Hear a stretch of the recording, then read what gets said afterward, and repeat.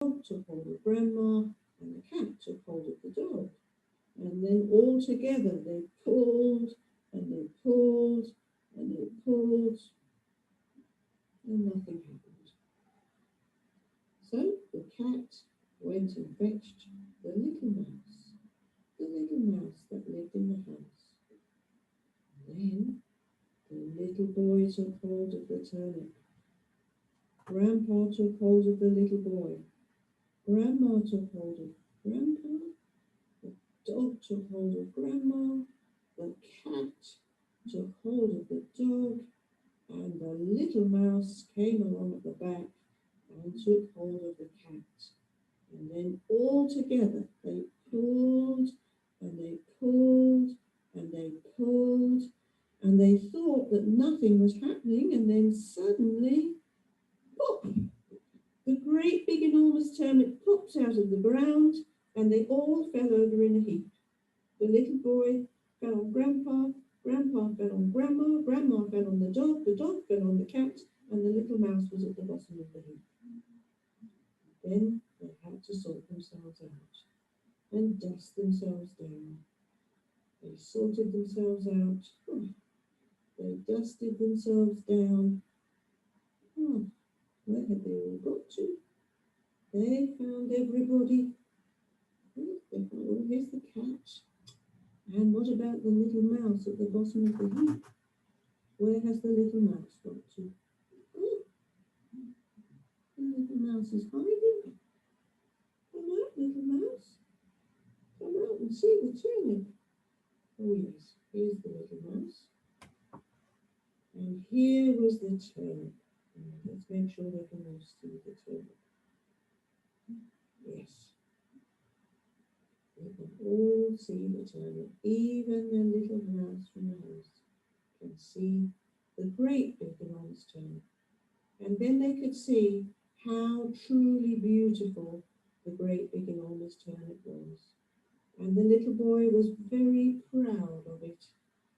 And he thanked the gnomes and the fairies that had helped him to grow such a beautiful, truly great big enormous turnip. And it made a beautiful, truly great big enormous pot of soup.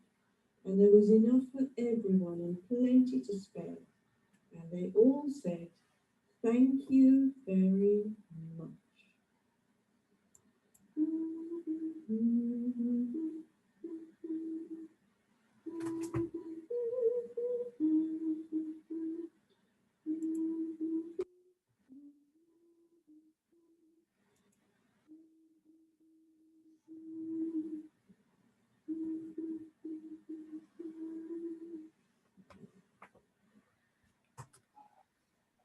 Right, well, that's our first story of today. Batul, do you want to spotlight me? Maybe? Sorry? Do you want us to spotlight me as the speaker? Or can you see me? Okay. Okay, yes, yes, I can see you. Okay, that's fine. I'll Mm. carry on then. Okay, so let's think about I put storytelling. on. Storytelling. Storytelling, it's it's something that human beings just do, isn't it? It's something uniquely human because we have such a rich language, because we can express ourselves in so many different ways. Storytelling is something very important, and we are all storytellers, even if we don't think of ourselves, see ourselves as storytellers. We are all telling stories all the time. When we come back from going out shopping and we say to somebody in our household what we've seen, we're telling a story. Uh, when somebody asks us how we are and we want to tell them something about our life, we're telling a story, we're sharing a story. So, storytelling is something that we're all doing every day. And stories are very powerful. They're very effective in shaping how we see the world. And you can change the way in which people see the world by sharing stories.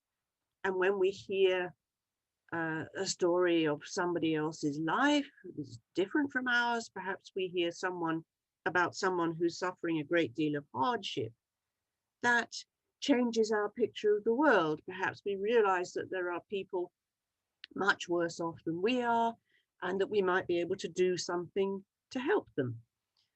So stories don't just talk to our heads, they talk to our hearts. They talk to the whole human being.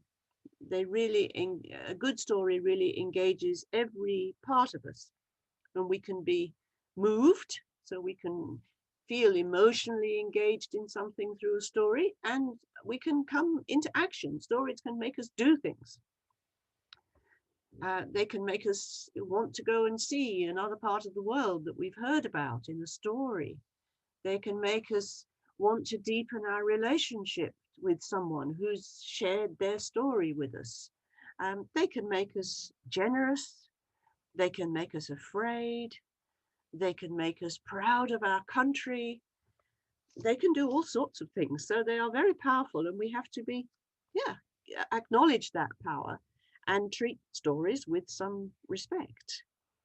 And perhaps you're beginning to think about how you have been affected by stories in your life. Perhaps you can remember stories from your childhood, maybe stories that frightened you, stories that inspired you, stories that have stuck with you, or stories that come back to you when something that you encounter in the world reminds you of them. And perhaps there are stories that you've come upon as an adult, films that you've seen, books that you've read, stories that you've heard told, theatre productions that you've been to, perhaps. And as an adult, what has that done for you? Have they stayed in your memory? And have they inspired you to do something different with your life? Sometimes a story can change your whole life. So I'm hoping that you're all beginning to think about storytelling, about the stories that have been important to you, about stories that you might have heard in your childhood. And Batul, I would like us, let's see how many people we've got. We've got 15 people. So we could put people into 3 groups, perhaps. So people can have 10 minutes in a small group to share their memories of hearing stories in childhood in particular. And, Okay. Can we do a little later because we haven't put the groups? Let me do the setting and then we will do it. Okay. Yeah. Okay. Yeah. While we're waiting, thinking about children and stories. Why is it important that children hear stories? I think there are lots of reasons why storytelling is helpful for children. And the first one, the top of my list, is that storytelling builds relationships. When you tell a story, you give away something of yourself. You open yourself. Even if the story is not about you, even if it's a story that you've chosen or a story that you're reading, it's still something of yourself, and it builds relationships with children.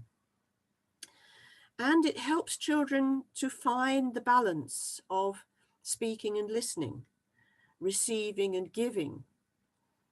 When we tell a story to children, we're asking them to listen, to be quiet, to take in what we've said, to receive it. And we give something. And sometimes children tell stories to us. Sometimes we have stories where the children can participate. And we'll look at that. We'll look at how we can work with that. So stories also bring children to practice this balance between speaking and listening, between giving and receiving. And really importantly, stories can make wise sense of the world for children. Children are very, very absorbent, like sponges soaking up water. And they really experience the world in a very lively way. Everything has life for them, even things which we see as inanimate, like tables and ordinary things. For the child, they have all kinds of imaginative possibilities and they're full of life. And when we tell stories, the children use their imagination to make the inner pictures. And during today, I'll talk about when that starts, when that capacity to build inner pictures starts, and how important it is for children that they exercise that capacity. So the stories that we choose for children, and one of our themes today is about choosing the right stories.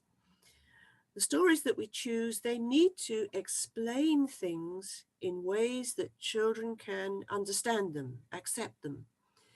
And so we need to understand how children see the world, how they see it as a very lively, animated place. And it's also really important that the stories we tell to children come to a good conclusion. Young children, certainly children under the age of about 7, all the stories need to have a happy ending because they're still getting used to life on Earth. They're still finding their way into being human beings on the Earth, and they need to know that the Earth is a good place so that they are open to learning. So stories for young children need to have a happy or a satisfactory resolution. Things need to be good in the end. That doesn't mean that tricky things don't happen on the way through the story, but at the end, things need to be good. And through stories, we can explain all sorts of things to children in a way that they can absorb. So it's much better for them than the dried up concepts of a scientific explanation, for example, because they can give the children all sorts of messages without stifling their flexibility in the way they look at things. They are much more flexible in the way they look at things in many ways than we are as adults, and that flexibility is important. We can see it's going to be important in the future that children can use that flexibility to solve all the problems that there are in the world. We can see many ways in which we are not successful in solving problems. So we're going to need creative, imaginative people in the future. And storytelling feeds, exercises that creative, flexible imagination muscle that all children naturally have. So, for example, if we tell a story about a caterpillar and a butterfly, a caterpillar that becomes a butterfly, we're giving the children a really lively picture of how change is possible, how situations can be transformed, even in unimaginable ways. Caterpillars don't look like butterflies. And when you see a caterpillar, there's nothing about the caterpillar except your previous experience of caterpillars that tells you that that caterpillar is going to grow beautiful big wings and fly. It's a little creature that stays on the ground and hides away from the sun. But the caterpillar does become a butterfly. The caterpillar does learn to fly. So that kind of a story gives the children a wonderful picture of how change is possible. And that's inspiring for them. That means they can change themselves. So they don't have to stay the way they are. And children, of course, are changing all the time as they grow. So yes, it's a beautiful picture for the children that they can really do something with. And if we tell it in a lively pictorial way, rather than as a scientific explanation, then it has wings for the child. It can take flight for the child, to use the same metaphor. It's really something that can help the child see the world as a wonderful place full of possibilities. How are we doing for small groups, Batul? Yeah, I just made the changes, but the negative point about Zoom is that it doesn't take the changes when the event is going on. So once it is finished, and then it it makes the changes for the room. So why not we do this discussion here? I think if I'm happy to we do that. started sharing here, if Yeah. everybody please unmute themselves. Okay. So So what was your question?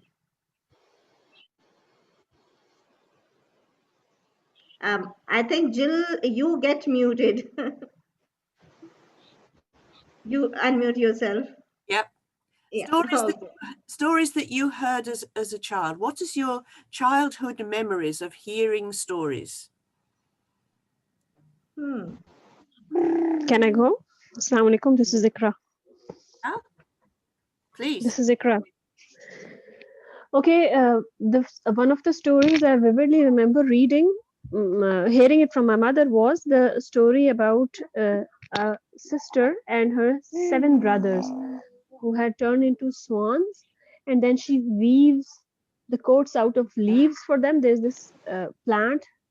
She weaves the coats out of those leaves, and then when the brothers come to meet their sister, she throws it upon them, and they become humans again. So Mm. basically all is good at the end. I recently I found out that this is somehow connected to Waldorf, the story. So I was so amazed that some seeds are sown in your childhood and you just don't know about them, that they are there, and all of a sudden every chain connects you to your origin, to your center, which was there in your childhood. Yes. So yeah. And that's it's a traditional European fairy tale.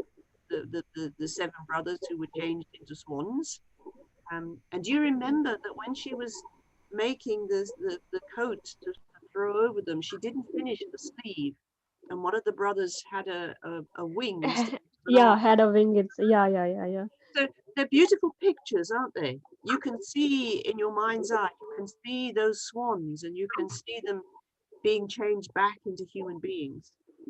Yeah, I can see that, and I can even visualize the left hand of the brother being a wing instead of an arm.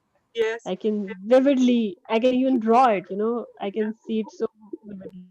And the girl had to work very hard, didn't she, to make the coats for the swans? It was Yeah, and she was alone, and she almost lost hope midway, but then she said no.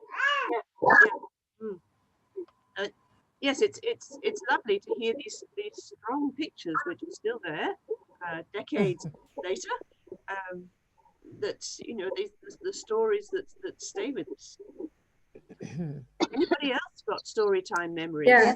Uh, I want to add to it. I'm Sobia, and I would like to share that when we were young, I think unfortunately, unlike the timings now, our mothers used to be very busy and they had less time to read stories to us. But although now it's pretty different that we do read stories with our kids and tell them stories. Like I have 2 kids, and I am, all the time I'm telling them stories about everything that I need to tell them, everything that I need to teach them. I do that through stories because it stays in their mind. So about my childhood, I would like to share that there was a small video clip, in fact, in which there was a story kind thing shared in it, and it was so impactful that it has stayed with me throughout my life, and it's still there. And I told that story to my kids as well. And in that little video clip, the story was that there was a little boy who was brushing his teeth, and the child was wasting the water. So while he was brushing the teeth, the tap was turned on and the water was being wasted. And all that water that he was wasting, that was coming from a small fish pond where there was this little fish. And the more the child wasted the water, the more the fish had to suffer, and the water, was being wasted in that way. And so, eventually the boy realized that the fish is in trouble, and, I'm using the fish's water, and how dangerous it is for the fish. And he quickly turned off the tap, and the fish was, live again and happy again. So it always stayed in my mind. So whenever I just go close to a tap and I open it, that story quickly comes into my mind, and it pops up into my mind, and I just quickly, turn off the tap. And I told this story to my kids as well, and that's what they do now as well. So I think it's the best way to teach a lesson, to teach anything you want to kids, because kids are like so innocent that whatever you tell them, they'll absorb it. Like you said, they're like sponges. Okay, Wonderful. thank you. Yeah, Thank that's you. Fiza, want to share something? Fiza Khan? I wanted to. I agree with Sobia that in our times, like in 70s, our moms did not have a lot of time to read to us. They would buy us a lot of story books, like we went to the Enid Blytons and all that. Yeah. But I do remember one story that my mother would read to us quite often, and especially to me, and not to my brothers so much. And that was the Red Riding Hood. And you know that the concept of the little girl not listening to her mother, and then wandering in the woods, and then eventually falling into trouble, and then the end was always good. But that thing has also like stayed with me, that that thing that you have to listen to your mom, you have to listen to your mom, and good girls, they follow their mom's instructions.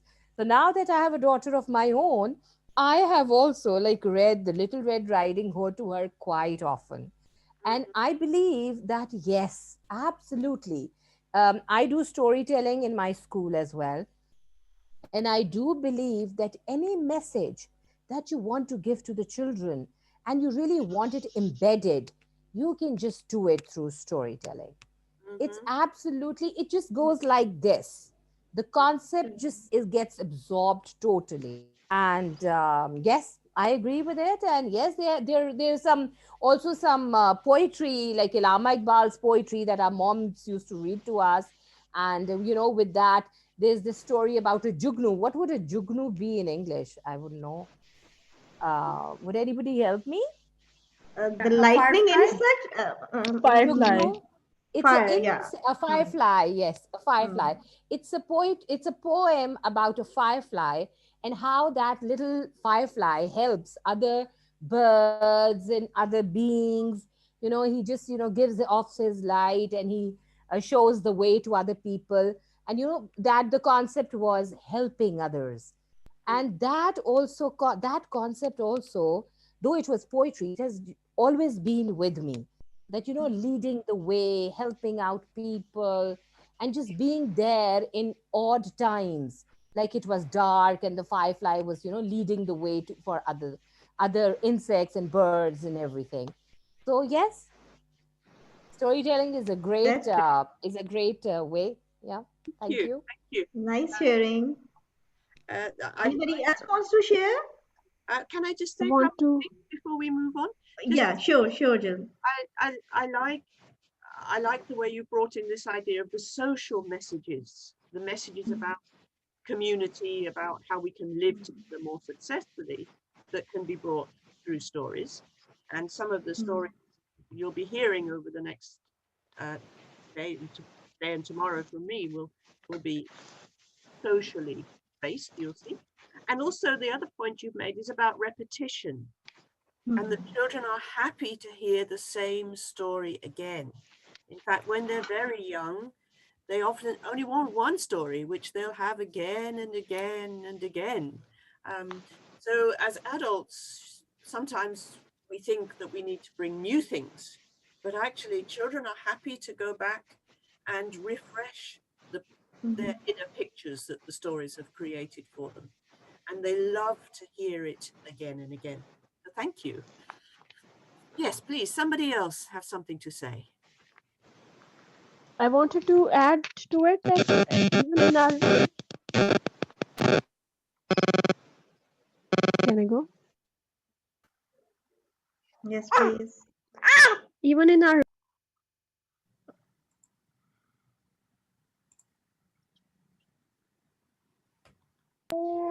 So for those 7 years, you're just what are you doing? What is everyone doing? Basically, even in our religion, I've seen a lot of religiously inclined mothers who tell it, okay, go tell them stories, about Sahaba, tell them stories about brave people, tell them stories of the past. So that's what the mothers were doing. They were just reciting Quran. They were doing their own ibadah. The children were copying them without being said, and they were just telling stories. So even our religion and our culture, they both uh, reinforce the concept of storytelling, I think. Every culture has its stories, doesn't it? Every religion has its stories. You know, we're getting near. In a month's time, it will be Christmas in the UK, and that's such a powerful story, the birth of the baby. And you can take it out of its religious context, and it's still a wonderful story with a lot in it for children. True. Yeah, stories are part of our cultural background, and if you take away people's stories, if you take away their language, then you really are attacking their culture. And you can Yeah. see places in the world where people have fought and died for their language because that's the way they can keep their stories, their culture. Yeah. Mm. And because this is something quite naturally coming from within, as a society, as an individual, in both the ways. So you cannot say this is not present in any society that is, and any religion even cannot be spread without sharing stories. So it is a very part and parcel of human life. It is the evolution and the socialization, everything. You connect with the history, you connect with the sciences, you connect with the development, you connect it with anything around us, and there is a story about it. And the only way to convey that message in a interesting way is to share the story, even not only with the children, even with the adults. If you want somebody to keep some point in mind, or to change somebody's beliefs, in fact, very deep rooted, embedded, as Fiza said, so it is only through stories, not by lectures. We can change the human beliefs, but through stories we can really help the other person sink in. So if the person is like believing in the story, his own beliefs started changing, and that's how, just as Jill said, the social messages and the different values which we want to integrate within the children is we can beautifully do it through the stories. But at the same time, I would like to remind one thing, because the session is also about the choosing the right story. So if we are going to tell something which has so much fear for the child, for example, if there is so much hardship, extreme hardship, and the child is hardly 3 4 years old, he won't be able to like feel it.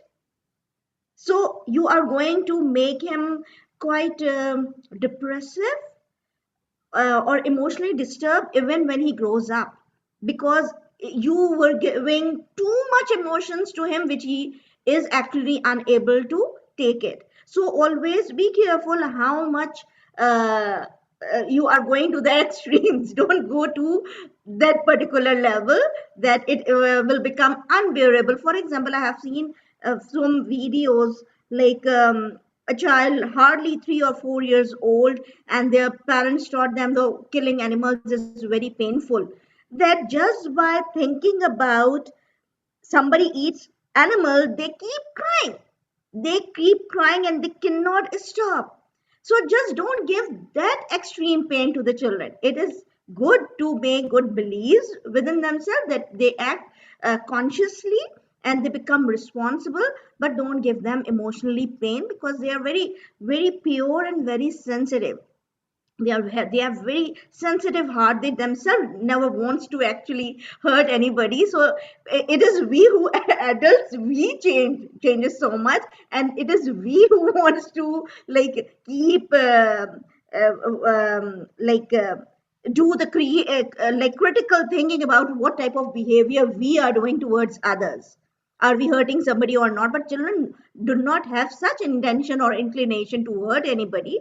So this is the thing. I think it is a very important message from my side, to be careful about how much emotional stress you are giving in the stories. That's why fairy tale really works hard. And it really works beautifully on the children, because if there is pain, there are magical things happening as well. So these stories are not only meant for the children to make them do something. It is also meant because this whole world is in so much chaos, that we want them to be in peace as well. And through these And to be stories, imaginative. when To they be are not seeing imaginative. so much peace around them, just by listening to a peaceful story, they can feel the peace at least within. And through imagination, yes, like when Jill asked for the childhood memory about the stories, everything coming to my mind was the imagination. Because as everybody said, like definitely my grandmother, she used to tell us stories every night. But like mothers were quite busy during those days, but they really felt that the stories are really important. So they bought us a lot of storybooks, but they don't have much pictures just now we have right now. So it is also a good way, because it doesn't have much pictures, so we started imagining more. Even if you are telling the stories orally, or even you are going to tell reading out the story through a book which do not have much pictures on it, it is equally fine. Just help the child to imagine, give them the time to imagine, ask such question, so they get lost. Like in today's time, when there is so much gadgets and screens out there, sometimes it is difficult for the children to imagine. I notice while working with the children, so I ask them, okay, what do you think if I'm telling a story orally? I ask them, okay, what's the color of the wing, how big it is? So when I keep asking such questions, and they have to imagine it, because they haven't seen those images, whatever the story might be about. So they started imagining it, and then they started answering it. So in today's time, we need to help the children to imagine as well, because earlier it was quite natural with the children, but with the screens, with the children are watching the screens so much, we need to help the children in these aspects as well. Yes. Thank you. Thank you. This very clearly makes the point that children are looking for information about how to become a human being, and stories give that information. So it's very important the kind of human beings that we represent in our stories, and the kind of activities that we represent in our stories, which doesn't mean there can be no bad things in them. And I'll certainly come to that, and I'll certainly look at in some detail at what's appropriate at different ages. And we can also look at working with picture books, telling stories from pictures, telling stories from props, and so on. So children are looking for ways in which to manage life. That's what they're learning over the first 7 years. They're laying these foundations, they're establishing these habits for life about how they manage things. And the stories that we tell are part of that. The stories that we tell or read or give to them are part of that. And of course, a side effect, if you like, of storytelling is that it is developing a love of language and a fluency with language. We can use storytelling to enrich a child's language skills. Doesn't mean we have to use very complicated language, and it doesn't mean that we have to explain everything within a story. Because with repetition, particularly, stories teach children the meaning of words in context. And we don't need to worry so much about explaining every word to the child, because from the context, their vocabulary will naturally be extended, and they will naturally learn about language structures. So they'll be learning grammar when they hear us telling stories. Sometimes in our day-to-day conversation, we don't speak in full sentences. We don't put together very complex sentences. We're just, dealing with life as it comes towards us. But when we tell a story, or we read a story, then we can take the time to structure our words, structure our sentences, so that the child really gets a feel for the rhythm of our own language, and so that they learn many, many words in context, not in an artificial way, but just naturally. And this is all important as pre-reading skills. Learning to read can be a challenge for some children. Others, it comes very naturally, but it's certainly challenging for some.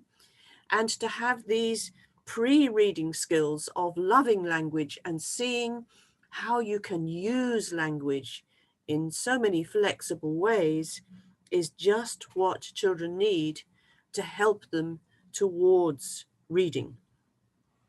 Hearing us tell stories, not rushing our language, so they can hear the parts of words, they can hear how sentences are constructed, is all preparing them for the academic skills that they will need, but preparing them in a very, very natural way that will just fit in with where they are. It will give them what they need at different stages.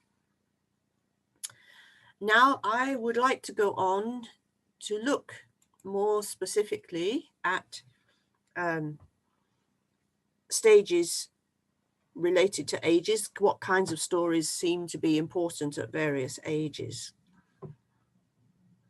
And I'm going to divide the first 7 or 8 years into 3 parts, because I feel that's a useful way of looking at it.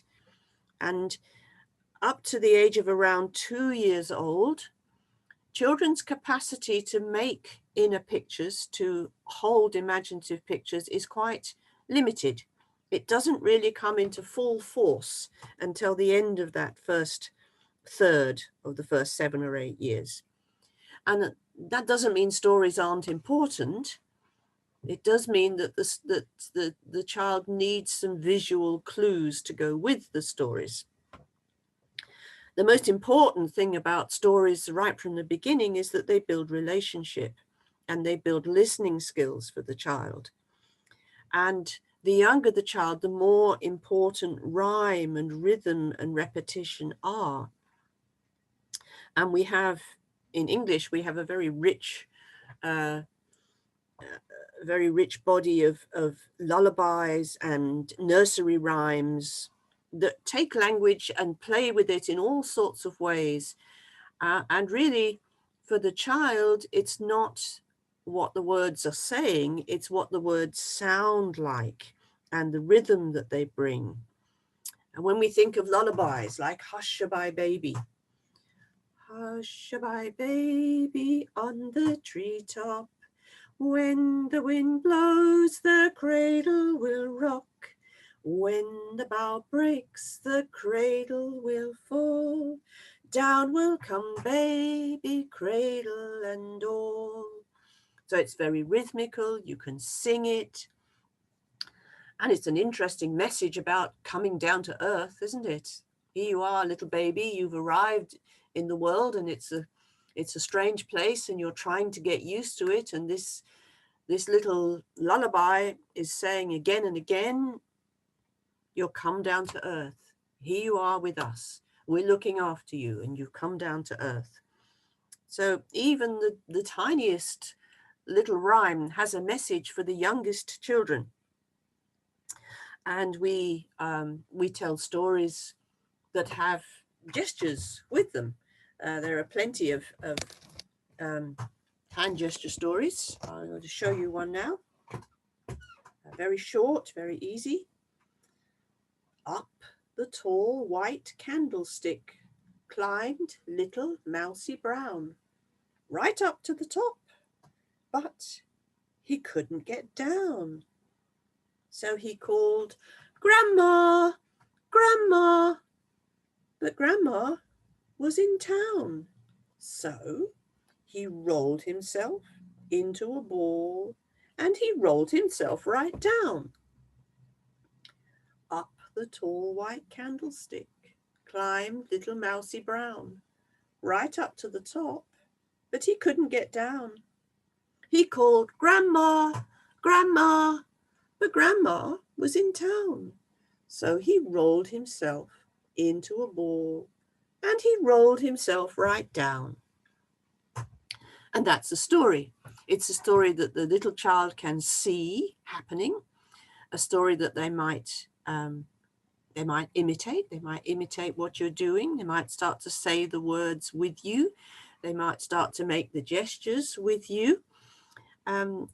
We also have so many stories, so many little rhymes for very young children, which play with the body, the tips of the fingers, perhaps, the hands, the face, you know, all the different parts of the face, right down to their toes. We have toe counting rhymes. This little piggy went to market. This little piggy stayed at home. This little piggy had lots to eat, and this little piggy had none. And this little piggy cried, wee, wee, wee, wee, wee, all the way home. And it's a toe and foot tickling rhyme. So, you know, perfect to do when you're changing a baby's nappy, when you're changing the diaper, because there you've got those little bare feet to play with. And yes, these body-based rhymes are just right for children and at that age, and they're really helping with this love of language and this connection with language. And all babies start off as babbling in a universal way. Babies sound the same all over the world, but within a few months they start to babble using the sounds of their mother tongue, of their own language. So they've already started to become part of their culture, their own individual culture, their family culture. And it's the rhymes and the sound of the words which really supports them. There's a very good piece of quite well-known research now that children who, by the time they're 4 years old, have learnt 12 nursery rhymes, 12 traditional rhymes, will do well in high school. It's very simple and straightforward, because they've learnt that language is powerful and useful. It's not about teaching children 12 nursery rhymes and that ensures their later success, but it's about helping children to appreciate the wonders of language and giving them language opportunities. And certainly for the first 2 years, it is about the sound, it's about the rhythm, it's about the repetition, it's about having fun with using our mouths to make sounds. And then it's about that realization that the sounds mean something and to begin to connect with the meaning. And for very young children, that's the beginning of a whole lifetime of literacy. It's the foundations of literacy. And so it is, as Matul said, it's sometimes very handy to have props. You might have someone that comes and tells stories to the children so that you can really keep them engaged and with you. If you're working with a group of children, to have a storytelling puppet can be a very handy thing. Even just to use your own hands, as in little Mousy Brown, or, you know, two little dicky birds sitting on a wall, one named Peter, one named Paul. It can be very simple. Your hands can be your props, your face can be your props, your facial expressions. And this is often more important for children up to the age of around 2.5, because they're not so strong in making those inner pictures. So they need something a little extra to engage them in what you're doing. Sometimes you can use pictures, just very simple pictures. You know, here's a boat and here's a fish, and just a simple picture like that. There's a bit of movement in it, but even if it didn't have any movement, it's something that could be the basis for a tiny story for a young child. Oh, look at the fish swimming underneath the boat. The boat's going on a journey. Where are they going to? And the fish can see the shadow of the boat up above it, you know. Or here's another one. This one is a family of ducks. So a little family of ducks swimming on a pond. There's a mother duck and there's 3 baby ducks. And what adventures did they have? Sometimes just a really simple picture can be a story prop. The house. I think I showed you this house last time we met, but house, and every door and every window has got something going on inside. So you could even just open one door or one window and find the story that's in there. As part of our Christmas tradition in England and in other European countries, we have Advent calendars, which take us through the month before Christmas with a little door, a little paper door to open each day on a big sheet. And so every day you get a new little picture. And sometimes people use those to tell stories. So every day the picture has a story to tell. You could even ask the children what story they see in the picture when they open the daily door on the Advent calendar. They have numbers on them, the doors, so that you have to find the first one first, and then number 2, and then number 3, and so on. So it combines literacy and mathematics in one, an Advent calendar. And then picture books. It is important. We are building the child's aesthetic senses, their sense of what is beautiful. So it is important that pictures are beautiful.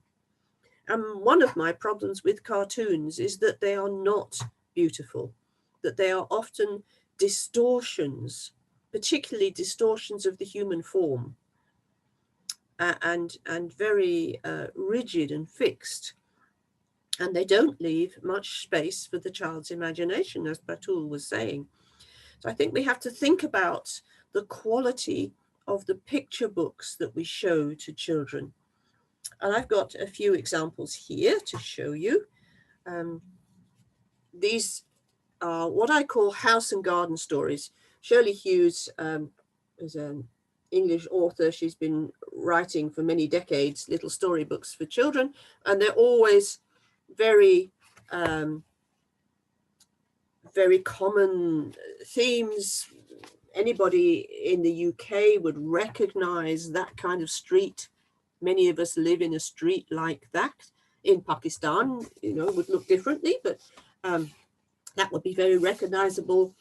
Anybody would recognize that as a going to bed picture, the cot, the dressing gown, how everything is in that picture. There's plenty in there for children to be interested in, to see the toys and to see the way that the little children are represented. They've got their favorite toys ready for going to bed. And this idea of house and garden stories becomes very important. Up until the age of about 4 years old, these familiar things for the children represented in story, familiar family, animals, places, shops, cafes, wherever children go, religious centers, wherever you take your children, those are ideal topics for their stories, really. Here's another one, another quite well-known English author writes about a cat called Mog. And Mog has quite a lot of adventures, but anybody knows about cats and what they do. And when you see the pictures, you know, it's very recognizable for the child. It's something they can easily attach to. They know about playing ball. They know about cats in the garden. Here's a meal table, and you can see the cat is being naughty because the cat has jumped onto the meal table. And oh yes, children would recognize that, and it would be funny to them to see the cat jumping on the meal table. And sometimes it's not necessary to read the words in the book. Sometimes we can just talk about the pictures. And there are beautiful picture books for very young children where there are no words. There are pictures, maybe pictures of the season, the time of year. maybe pictures of the farm, the different animals on the farm.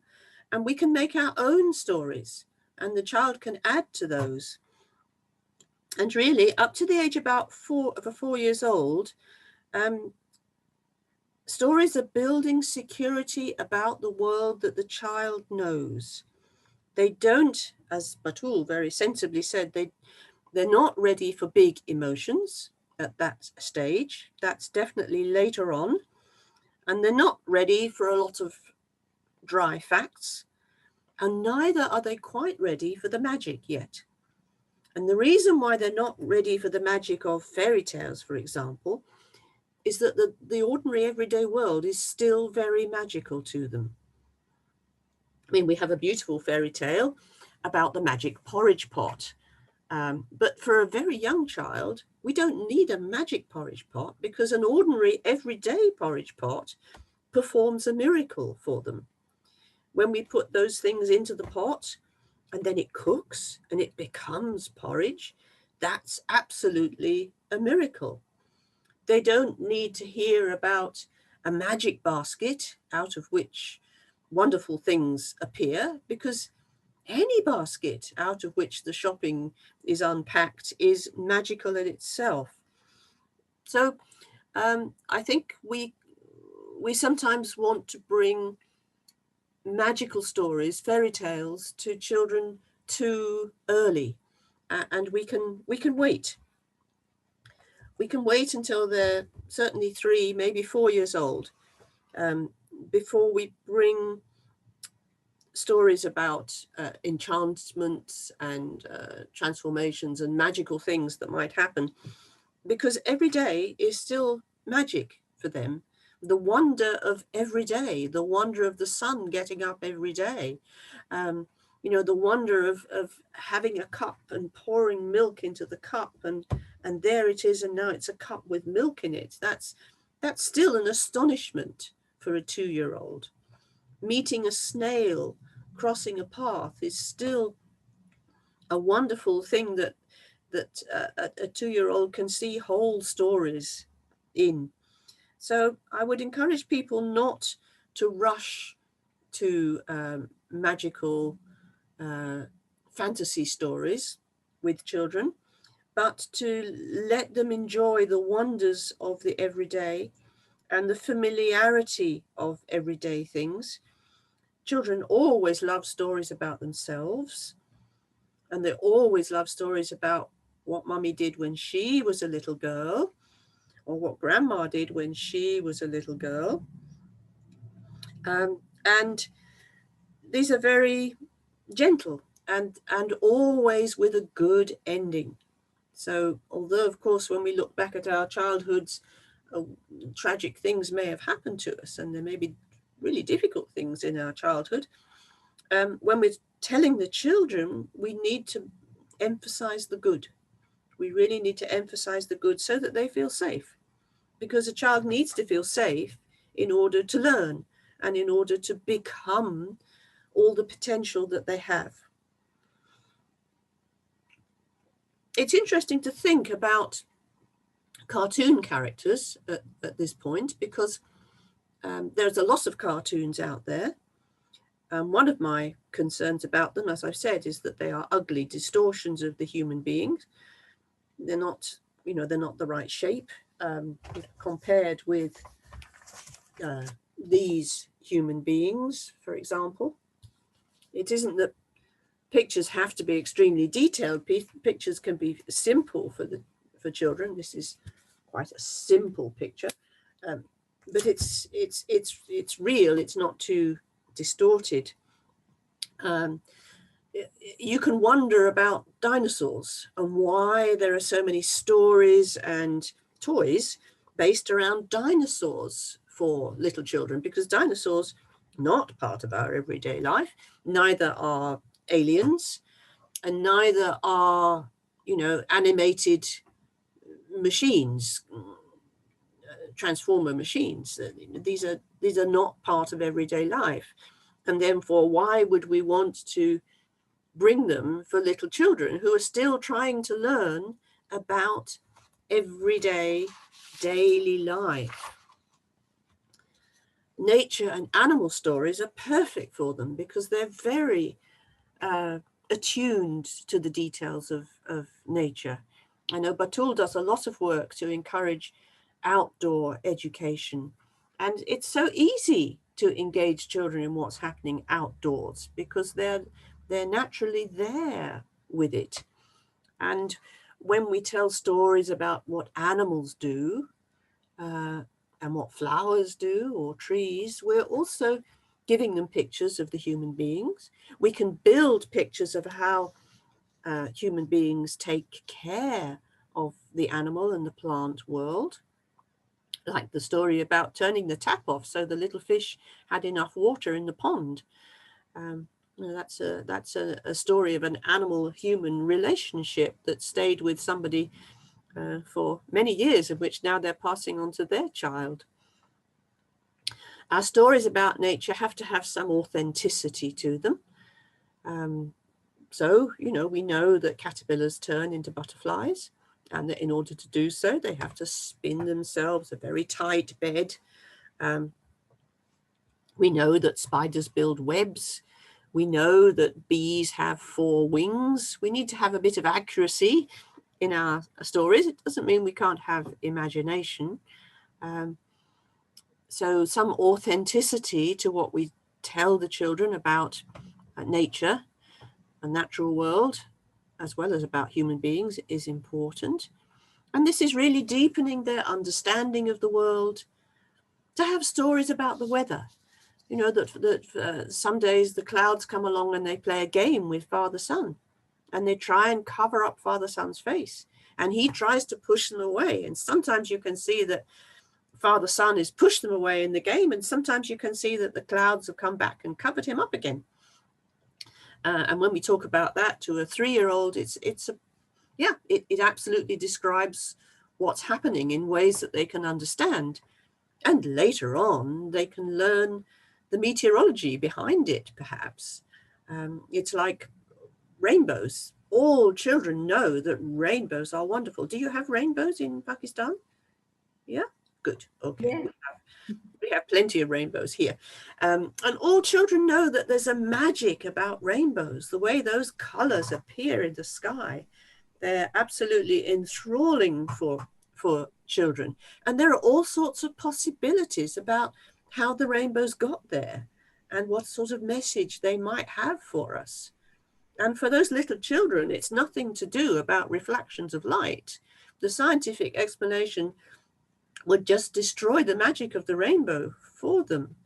But for them to hold that as a magic, and that the rainbow ends somewhere, but we can never quite get to where the bottom of the rainbow is, and how that only comes when the sun and the rain play together. It only happens when they play together, that the sky is so happy that they're playing together, that this beautiful picture appears. This is all helping a child's understanding of the world, and it's not at all undermining their capacity to understand the scientific explanations that come later on. Somebody once asked Einstein what they should do for their child in order to make them into a very clever person. And Einstein said, well, you should tell them fairy stories. And if you want them to be a genius, you should tell them even more fairy stories. And isn't that wonderful that he understood, of course he understood the value of creative thinking. He had a lot of crazy ideas, Einstein. He had a lot of ideas which people proved were absolutely crazy and didn't work.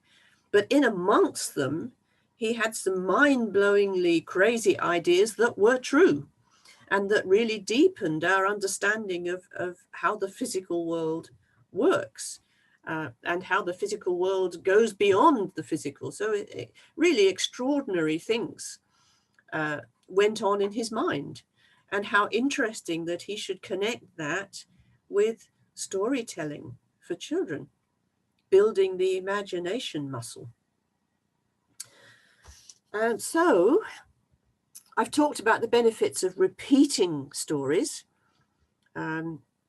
it adds to that security, it adds to that predictability for the child of knowing what comes next, knowing what's going to happen next in the story is a wonderful, wonderful feeling. The child can anticipate, they can be ready for the next event that's going to come along, and then it happens and that's so good, it happened as I expected it to be. That always relaxes children. So that story that they keep asking for again and again and again, yeah, that's for good reason. It's health giving to them to have stories repeated. And as adults, sometimes we overlook the importance of that. It helps their memory development, and memory development is going to be very important for them in their later education. And of course, it helps them to expand their vocabulary, because it again, it gives them the same context for the vocabulary, so that they really do gather the concepts behind the words. And again, there's some very interesting research that was done, and they found that if you wanted children to come to understand new words, new concepts, to tell them the same story and then repeat it again the next day and the next day and the next day, enabled them to learn to use those words themselves in a much stronger way than if you brought the same word into different stories. And instead of repeating the same story, you brought the same word in a different story the next day and another story the day after that. The children who heard the same story with the words in that they were interested in, the researchers were interested in, were the ones who learned more quickly how to use those words for themselves. So just as an example, I'm going to share a story with you. You can close your eyes if you like and see if you can see the inner pictures of this story. It's maybe one you already know, The Three Billy Goats Gruff. It's a European, it's from the north of Europe, from Norway, this particular story, but it's very well known. So once upon a time, there lived 3 billy goats gruff. And there was a small one, a medium-sized one, and a big billy goat gruff. And they all lived together. Now, they lived at the bottom of the mountainside, and in the springtime, the fresh green grass always came first of all to the fields at the top of the mountain. And the 3 billy goats gruff dearly wanted to climb the mountainside and find that fresh green grass to eat. But to get to the fresh green grass, they had to cross a rickety-rackety bridge. And underneath the rickety-rackety bridge, there lived a troll with eyes as big as saucers and a nose as long as a cucumber. And there was nothing he liked better than eating goat for breakfast. However, the 3 billy goats gruff really wanted to go and eat the fresh green grass. And at last, the youngest billy goat gruff, the smallest one, couldn't wait any longer. And he ran off towards the rickety-rackety bridge, and his little hooves went trip-trot on the bridge, and the troll underneath popped his head out and said, "Who's that going over my bridge? And where are you going to?" "Oh, I am first billy goat gruff," said the little billy goat gruff, "and I'm going up to the mountainside to eat the fresh green grass." "Oh, no, you're not," said the troll, "for I am coming to eat you for my breakfast." "Please don't do that," said little billy goat gruff. "Please don't do that. I'm very small and thin. You wait a bit, and my brother will come along. He's much fatter than I." "All right," said the troll, and he went back underneath the bridge to tease the toads. And as for the first billy goat gruff, trip-trap, trip-trap, trip-trap, off he went across the bridge and up the mountainside until he reached the green, fresh grass where he began to eat. Meanwhile, the middle-sized billy goat, second billy goat gruff, well, he couldn't wait any longer now, and so off he went towards the rickety-rackety bridge and started to cross it, and his hooves went Trot, tramp, trot, tramp on the bridge. Out came the Troll. Who's that going over my bridge? And where are you going to? It is I, second Billy Goat Gruff, and I am going to the top of the mountain to eat the fresh green grass. Oh, no, you're not, said the Troll, for I am coming to eat you for my breakfast. Please don't do that, said the second Billy Goat Gruff. I am very thin and bony. Wait for my brother, he's much bigger than I. All right, be off with you quick before I change my mind, said the Troll. And back he went under the bridge to tease the toads. And the second Billy Goat Gruff, trot, tramp, he went across the rickety-rackety bridge, up the mountainside, and he began to eat the fresh green grass. Then along came the third Billy Goat Gruff, who was also the largest Billy Goat Gruff, with big curly horns on his head and very strong shoulders. And he came along, tramp, tramp, tramp, tramp, tramp, tramp, onto the rickety-rackety bridge. And out came the Troll. Who is that crossing my bridge? And where are you going to? I am third Billy Goat Gruff, and I'm going up the mountain to eat the fresh green grass. Oh, no, you're not, said the Troll, for I am coming to eat you for my supper. Well, said third Billy Goat Gruff, you can try. And the Troll hopped up onto the bridge, and the third Billy Goat Gruff put down his big head with his sharp horns, and he tossed that Troll up, up, up into the sky, and the Troll fell down, down, down, down into the water, down the waterfall, and away he went, and they never saw him again. And as for the three Billy Goats Gruff, well, they are up there on the mountainside, eating the fresh green grass until they grow as fat as butter.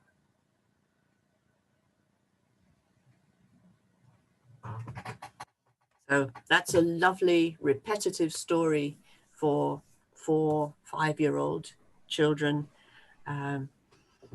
with lots of wonderful pictures that you can see in your mind's eye of these the troll under the bridge and the billy goats meeting the troll. And yeah, it's on the borderline between being an everyday story and being a fairy tale. And now I want to look a little bit about the stories for the older age range, 5, 6, 7, 8 years old. And children in this age range are beginning to wake up to their feelings in a quite a different way, and are more likely to talk about their feelings, be able to talk about their feelings.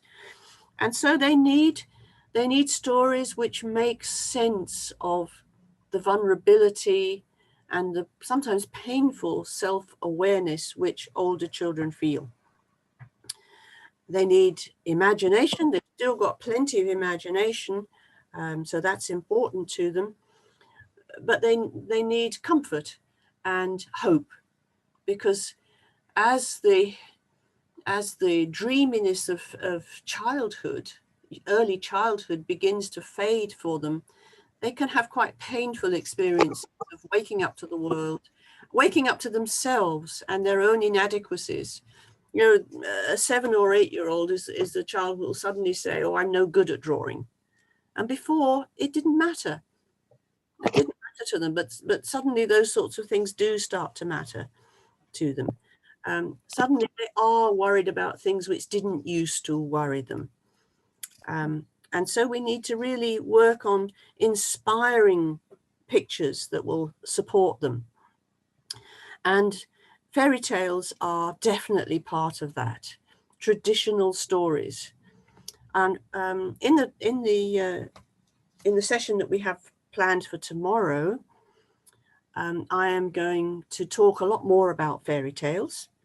And I'm also going to talk about how we tell children stories, the actual mechanics of telling children's stories in ways which will be comfortable for them and helpful for them. Something that Batul has already touched on a little bit, so we can expand upon that. But let's just think about these older children. They still like house and garden stories. They certainly still like rhymes and repetitive stories. They'll often join in with the repetitive stories, the Three Billy Goats Gruff, for example, because they know the familiar words, they know the sequence, so that those can still be very important to them. But we can add more complex stories and stories in which there are difficulties, in which we do meet evil, we do meet bad things, we do have to struggle. But it's really important that we still, at the end of the story, reach a point of there being a picture that the world is a good place, no matter what difficulties have been met with along the way. I've got a few more books to show you, fairy story books. The Elves and the Shoemaker. Now, The Elves and the Shoemaker I'm going to show you as a puppet play tomorrow, but again, lovely, simple pictures. And this is a beautiful fairy tale about how the little fairy folk come to help the good shoemaker. Most of the pictures in here are of shoes, but then you also see the shoemaker and his wife making clothes for the little elves that have been helping them. These are quite funny pictures which children would enjoy. Here, the little elves putting on their new clothes. Yeah, children will relate to that. So it's yeah, you'll see the puppet play tomorrow. You'll see what I've done with it. Snow White and Rose Red, another beautiful fairy tale, European fairy tale. Lovely pictures, the castle, the rose bushes.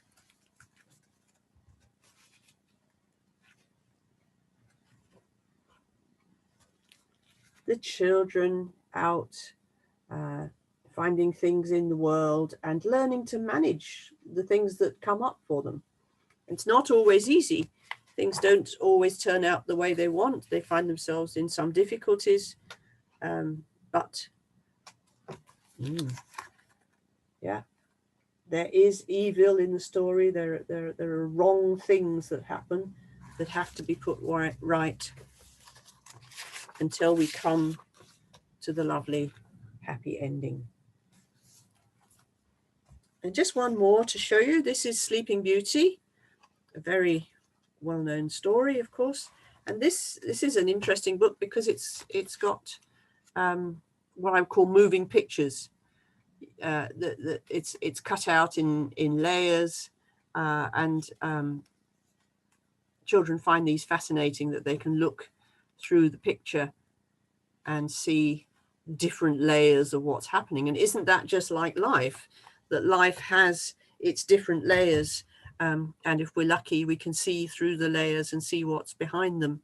So again, just by the simple use of what the book looks like, we're giving the children helpful pictures.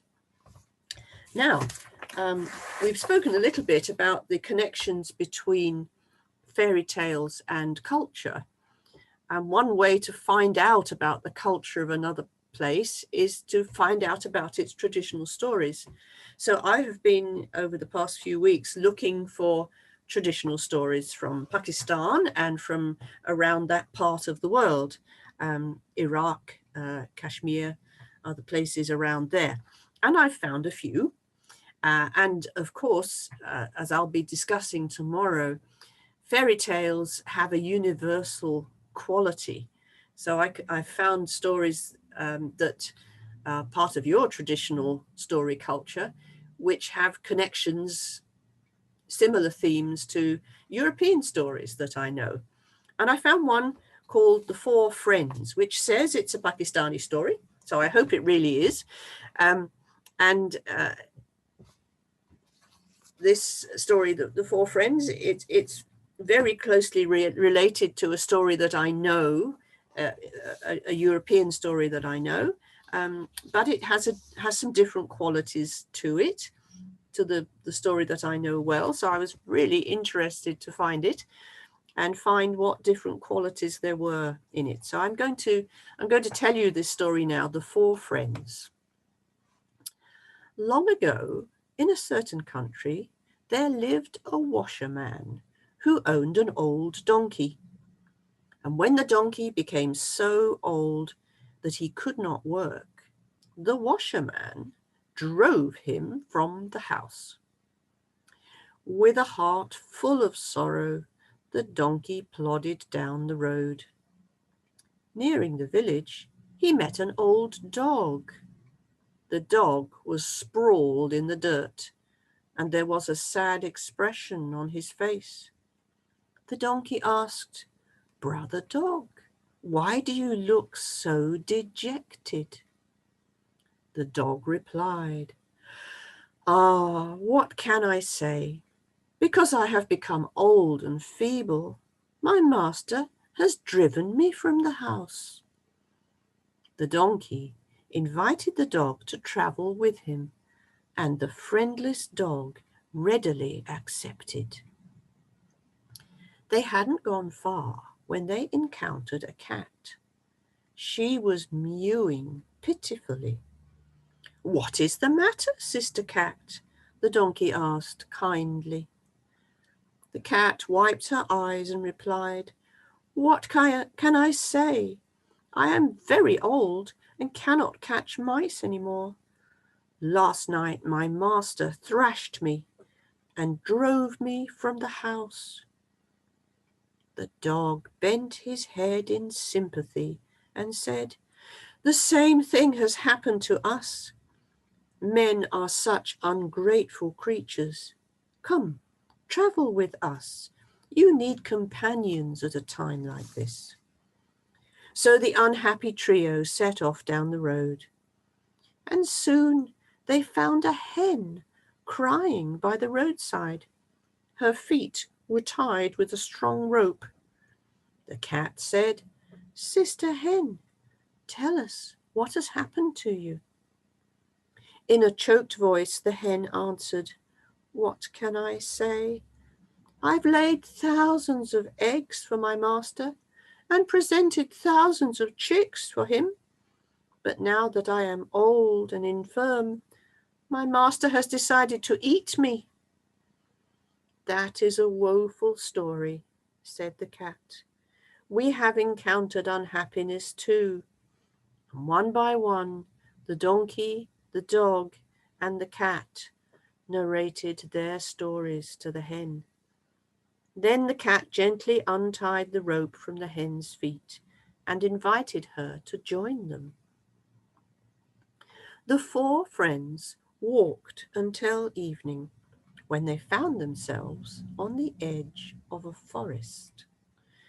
The cat, with her sharp eyes, peered into the foliage and spied a lighted house. She offered to go and investigate.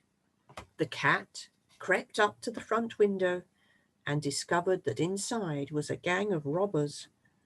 Around them was piled treasure, gold and gems and all sorts of precious things, and they were eating platters full of delicious food. The cat ran back to her friends and told them what she'd seen. Immediately, the dog offered a plan. "Let us go back to the house. I have thought of a plan that will frighten the robbers out of their skin. Let me stand on the donkey's back, and the cat will stand on my back, and the hen will stand on the head of the cat, and then we shall bark and meow and bray and scream at the top of our lungs." The others agreed that this was a very fine plan, and soon the three friends were standing on each other's backs in front of the window. Then a great tumult was raised in the forest, such has never been heard before. Braying, crowing, barking and meowing mixed together to make a frightening noise. The robbers, thinking that they had been discovered, scattered into the forest and were never seen again. The four friends moved into the house and spent their old age in luxury and contentment.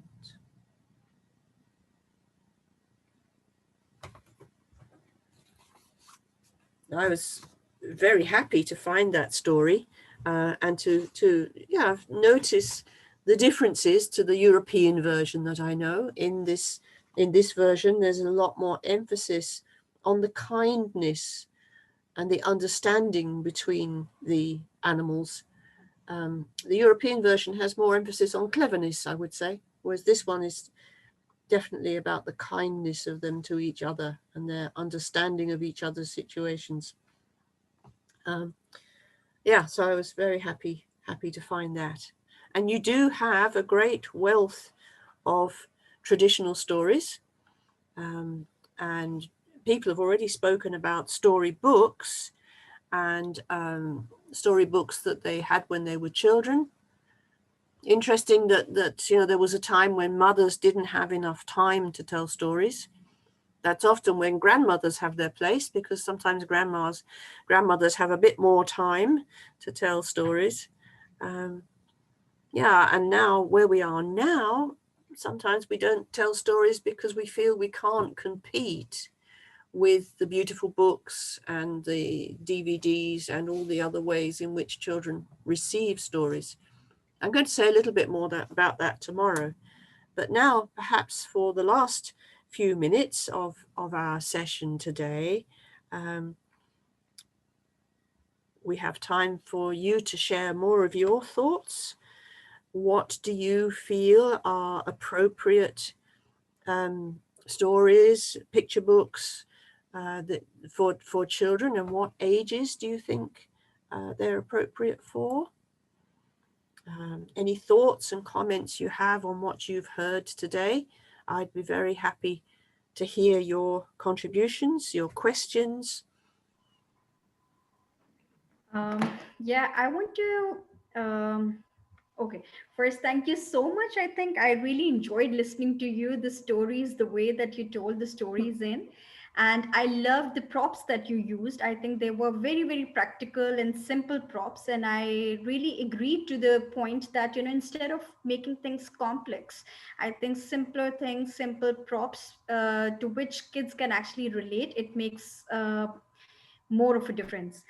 I just wanted to ask one question, that what do you think or suggest, that is it like better to read a story from a book and show the pictures to the kids, or should we just narrate a story in our own words ourselves? Because sometimes I get confused in this, because books have their own importance, and I really feel that when we are holding a book in our hands, it gives a special message to the kids that how important it is to have a book in your hand and to get acquainted to the books. And on the other hand, I just feel that it's sometimes it becomes more impactful maybe when we are just narrating the story on their own, or when we are just telling the story. Because with my kids especially, I just tell the stories on my own, so I just narrate a story to them on my own, instead of sometimes like not using a book or holding a book. So what's more, what do you suggest? Well, I think you've answered it yourself, that both these have their importance. It is important that children learn to take care of books and learn the value of books, and they can give all kinds of messages about beauty and about the value of the written word, which is going to be important to them in their lives. So I think there's certainly a place for books, particularly in a home setting where you've got 2 or 3 children, maybe just one child, and you sit with a book. It's a very comfortable thing to do, and has a lot to be said for it.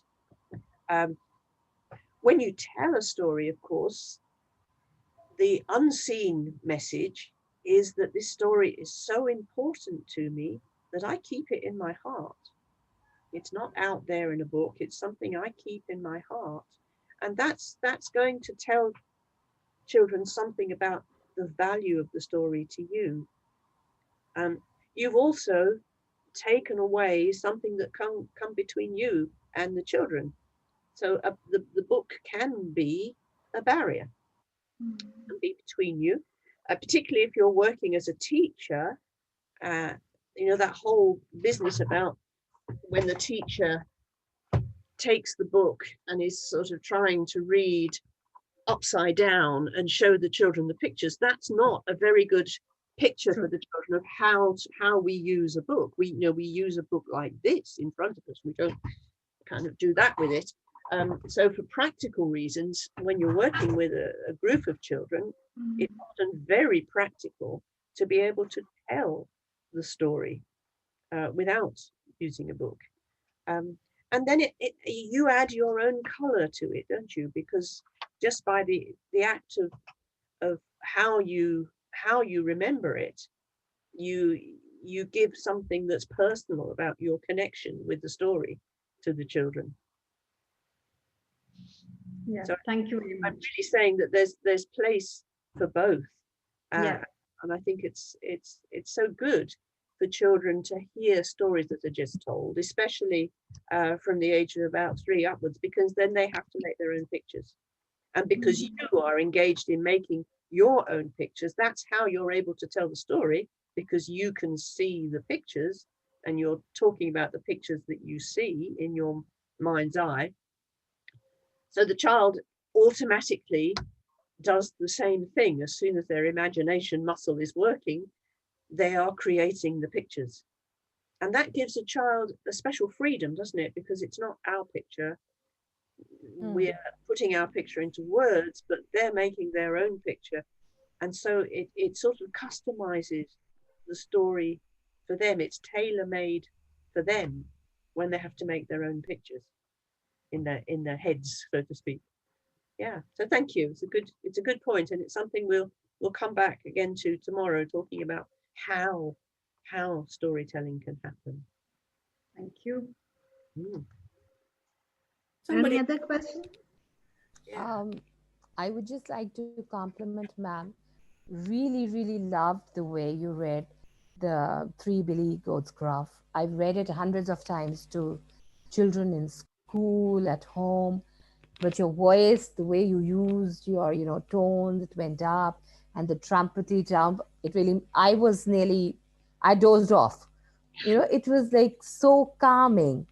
I would like to learn from you the way you used your voice and the way you also customized it. I know the story too, but yes, I'm just like holding the book like that and reading the story. It is tough, but the illustrations in the book are sometimes very important for young children. They get really excited, like in The Hungry Caterpillar. The image of the book is really folded and they really love it. They really love it. And I have children I've been teaching when they were in playgroup, and now they're in grade 1. Like, it's been nearly 3 years. And they still ask me sometimes, Auntie, can you please read The Hungry Caterpillar to me? Yes. So like you said, the repetition is comforting for them. Yeah. And there's another book, but the end is not really great in that, Chicken Licken, where they read the names of the animals. They've got these Hockey Locky and Puppety Guppety and things like that.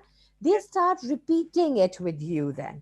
Yes. And they just love it. They just love it, though they don't like the end because they, all get eaten up. But the thing is, they love to repeat those things. Like in some books, like in Julia Donaldson's The Whale and the Snail and the Whale. And because there's a rhyme to it, so grade 1 children just love it. The way it goes. So all that you've been saying is like, it's been a great help, and I can now link the things. I'm not a trained storyteller, but it's just instinctive the way I'm teaching, I'm reading out stories, but I'm learning a lot from you. Thank you very much. That's good. That's great. There's Thank no you. reason why you can't show the pictures and tell the story. Mm. Rather Oh, than yeah, yes. because when you know the Three-Billy Ghost, Graf, I wasn't reading it, I was Yeah. telling it because I know it, Yes. and it's so repetitive. Mm. It's like Chicken Licken, and Chicken Mhm. Licken is really just playing with words, isn't it? And if you want to lift Yeah. the end of it, all you've got to say is, and of course, we're not as silly as Chicken Licken. Yeah. And it's good. Right.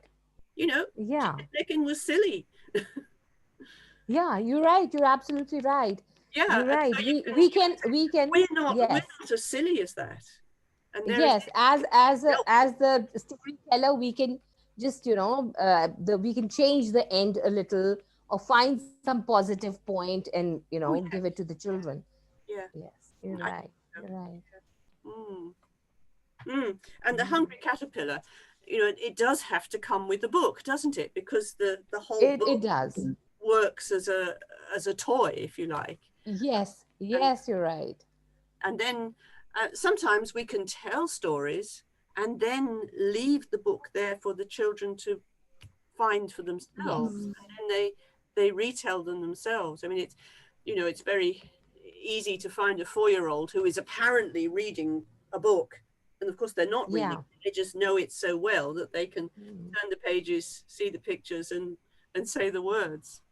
And Yes, rhyme you're is right. a help, isn't it? Ma'am, what I really wanted to ask you at this point is, all that we've talked about today is basically when we were in school, when we were dealing with children, and, minus Corona, I would say, minus this COVID thing. Now that we'll be telling stories online, how Mm. do we make it more interesting? And what about the props, and how do we go about it? It's a good thing, and a lot of us have been grappling with that. I think that that puppetry works quite well online for children. I mean, Okay. the lap puppet play of the enormous turnip that I started with. Mm. If you can find things to use for your puppets for something like that, and you can, so the children can see you doing it, then I think that's going to be helpful. And we can think about where we are. I mean, if I was telling the stories to Mm. children, I wouldn't do it against this backdrop. Yeah, I'd you're want right. to You're right. create more of a feeling of a story house. The big chair, and the way I sit, and the shawl or whatever it is that Yeah. creates that mood of the storyteller. We can think about that when we're telling stories online, and of course our voice is all important. And Mhm. sometimes it works for children to have, especially for older children, 5, 6, 7, 8 years old, to have audio stories without any pictures, without being able to see the person telling the story. And Mhm. everything is coming through the voice. Through the As a voice. storyteller, the more we can see our own inner pictures, the more that naturally comes into our voices without us having to prepare it in any kind of artificial way. When our own imagination is working, our voice will Yeah. carry so much for the children. Because today I tried this thing out. I read out the Gruffalo, Oh, and for that, the Gruffalo by Julia Donaldson only. yes, yes. And today I tried this thing that I was reading it out. I gave myself a background, Yeah. and then I just asked them to relax and to visualize everything that I was reading out to them. Like it's walking into the woods, and those sounds that were coming, and those his eyes were orange, and his tongue is black, things like that. I tried that. I thought it worked, but I need your go ahead, and I would like you to teach us more how to do it, because you do it so effortlessly. You did it with the I'm like, I really had to work hard. I've been doing it for a long time, and it is Yeah. about your own relationship with the stories, and Okay. feeling that this is something worthy of sharing.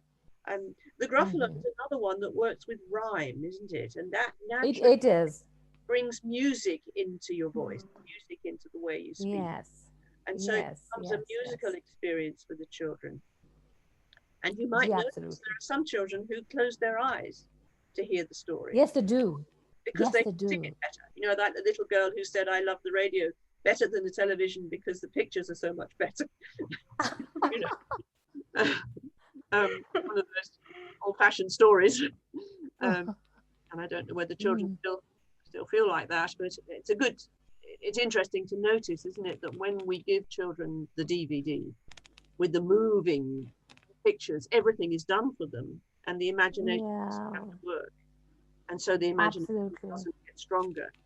And those of us who grew up before all that was possible, we are able to remember stories and to tell stories because we can see the pictures. Absolutely. And here, let me add in, Fiza, this comes with the practice and definitely experience, and also the philosophy. Like she's coming from the Waldorf philosophy background. So when you have that deep-rooted philosophy of particular education system, and you have been practicing it, and you know how they are going to impact the child, and you are following those principles as part of a teaching, not only for using those for the storytelling, but using that philosophy for teaching otherwise, academics. Yeah. So then that whole thing actually make an impact, because Waldorf education, I myself is a Waldorf student. I'm otherwise a Montessorian. So though they both are very much similar, but Waldorf has more softness while dealing with the children, and we will share some presentations and pictures I'll share with you guys tomorrow as well, related to the activities, and especially how for example, the Waldorf systems and the Montessori system or Reggio Emilia, how they are similar and they are different a little bit. So you teachers or mothers can have a little setup as we are talking about the background. You also talk about the background. So what sort of background we are going to set, because Waldorf had totally different sort of background for especially the whole classroom, and especially for the in Montessori as well. We have a different reading or a storytelling time session where you make it most peaceful, so that the children can when they feel like a prince or a princess, or they want to get lost in a fairy tale world or be peaceful, they could go to that corner and bring up a book. So that is definitely will be the part of tomorrow's session. Okay, it's already 4 o'clock. If there is any more question, otherwise I'll ask Jill to end the session, and then I'll assign 1 or 2 small assignments for the participants for tomorrow. Is there any question? No. Okay, Jill. No. Yeah. Okay. Yes. May wants to speak something? We can start with a little time for questions tomorrow in case things come before you go tonight. But tomorrow, as I said, we will be looking in more detail about how we give stories to the children, all the different ways in which we can do that. And also looking more at the question of why these traditional stories and fairy stories are important. What are they giving children which everyday stories, modern stories, perhaps don't have? Because I think that's an interesting question to look at. And of course, we have the possibility to continue in next month, in January and February, we are planning further workshops. The January one will be about creating your own stories, how to create stories to support children in many different aspects of their lives. And the February one is particularly about puppetry for storytellers. So be a little bit practical, be looking at how we can stimulate the children's imagination. So it's not just what they can create in their own mind. And when we're working with children who've had a lot of exposure to screens, then sometimes puppets can be even more important for them to help them engage with stories and to stimulate the imagination again. So that's our February topic. So that's just looking ahead. But I'm looking forward to seeing you tomorrow. I hope you can come back tomorrow and we will continue. Okay. Thank you, Batu. Yeah. Thank you, Jill. Thank you very much. And Thank you. participants really enjoyed not only part two. And while you were telling the first story, I was about to sleep, and I have to remind myself I'm in between of the session. I can't allow myself to sleep in between. So that is so peaceful, actually, not only for the children, for us as well, the grown-up adults. For a change, So- we were also told a story after a long time. Yes, that is right. That is right. Otherwise, we keep telling stories. Yes. Right.